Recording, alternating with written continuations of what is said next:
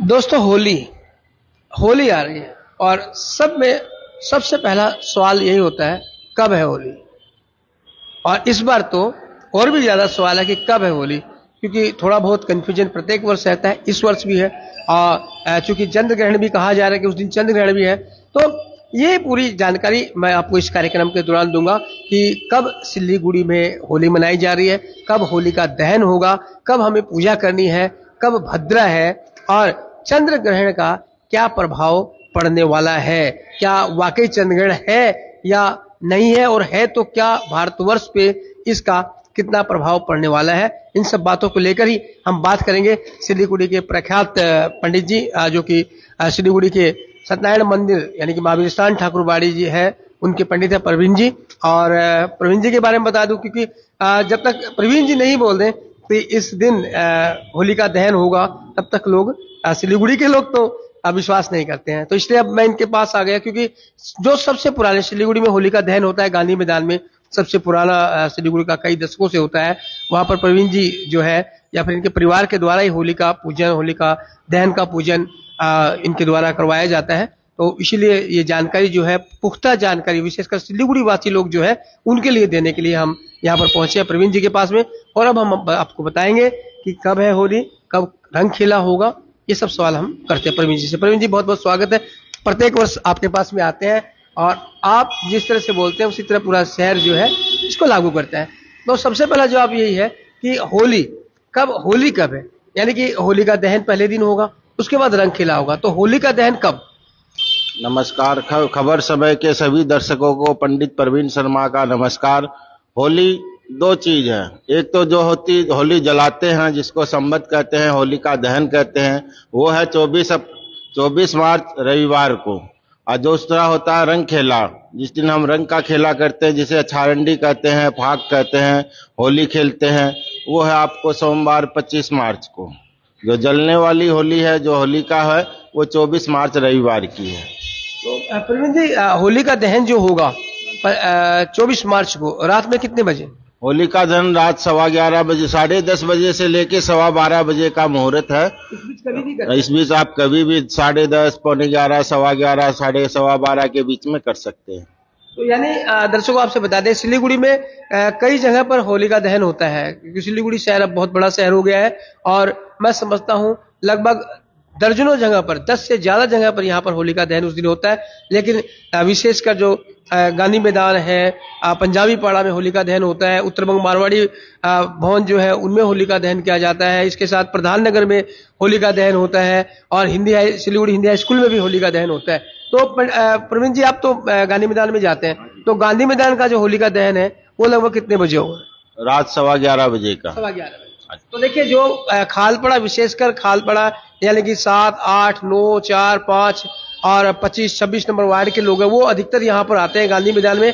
और यूं तो पूरी सिलीगुड़ी ही गांधी मैदान का होली का दहन देखने आती है, हजारों की संख्या होती है यहाँ पर। बड़ा सांस्कृतिक कार्यक्रमों का भी आयोजन यहाँ पर बहुत ज्यादा होता है। तो उनके लिए प्रवीण जी ने बता दिया है कि 11:15 बजे, रात के 11:15 बजे 24 मार्च रविवार को होली का दहन होगा और 25 मार्च को रंग खेला जाएगा। हाँ, बिल्कुल बिल्कुल। 25 मार्च को रंग खेला, 24 मार्च की होली का दहन। तो प्रवीण जी, बहुत से महिलाएं पूछ रही हैं कि क्या कब पूजन करें, क्योंकि भद्रा भी होता है, तो वो पूजा कब करें। होलिका के दिन जो भद्रा है रविवार को, वह सुबह 9:57 पे लग रही है। तो सुबह 9:57 से पहले आप जो जेर माला है वो पो लीजिए, होलिका को जिमा दीजिए, फिर पूरा दिन उसको पूजते रहिए। जहाँ होलिका दहन होगा वहां ले जाके आप पूरा दिन पूज सकते हैं। घर की जो पूजा है वह सुबह 9:57 से पहले कर लेना उचित रहेगा, उसके बाद भद्रा लग जाएगी। ये भद्रा कब तक रहेगा। भद्रा रात 10:30, 11:15 बजे तक रहेगी। 10:30 बजे तक भद्रा रहेगी। उपाय बता दिए हैं कि आप जो बिड़कुलों की जो माला होती है उनका आप पहले से ही पूजन कर सकते हैं, 11 बजे के पहले, 10 बजे के पहले, 9:57 से पहले। उसके बाद आप जब चाहे जब जाके होली का पूजन कर सकते हैं, और या फिर आप चाहे तो सुबह 10 बजे के पहले जाके होली का पूजन आप कर सकते हैं। उसके बाद फिर पंडित जी ने बताया है कि दिन भर भद्रा रहेगा। तो ये एक बड़ी जानकारी है। और इसके अलावा उस दिन ग्रहण भी बताया जाए, तो ग्रहण का क्या प्रभाव है, क्या भारतवर्ष में ग्रहण माना जाएगा नहीं माना जाएगा, इसे लेकर भी हम प्रश्न करते हैं। प्रवीण जी, उस दिन चर्चा है कि पहला चंद्र ग्रहण भी है, तो क्या प्रभाव रहेगा इसका भारतवर्ष पर?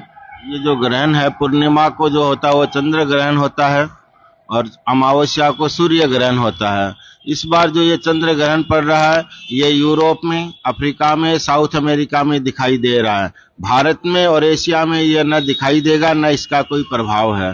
ये सुबह 10:15 बजे शुरू होगा, रात दिन में 1 बजे समाप्त हो जाएगा। तो उस समय में यहाँ दिन रहता है, इसीलिए चंद्र ग्रहण का यहाँ पे मान्य नहीं है। इसका कोई दोष नहीं है, इसका कोई सूतक नहीं है, पूरा दिन शुद्ध है।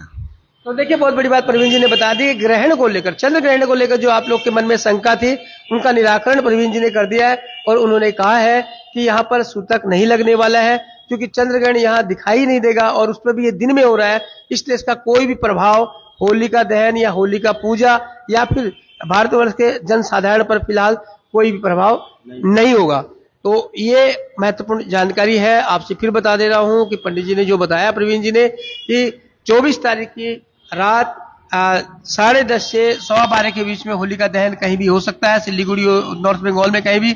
और बात करें गांधी मैदान की, तो गांधी मैदान में 11:15 बजे होलिका दहन होगा, प्रवीण जी ने बताया है। इसके अलावा पूजन की रंग खेला की बात करें तो रंग खेला 25 तारीख को आप दिन भर रंग खेल सकते हैं।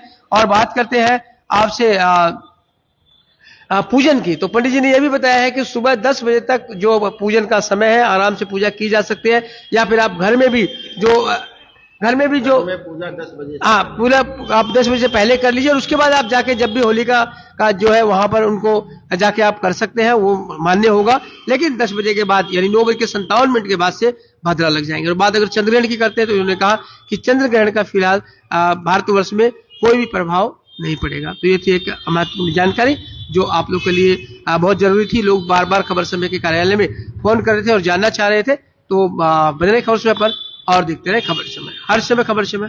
धन्यवाद।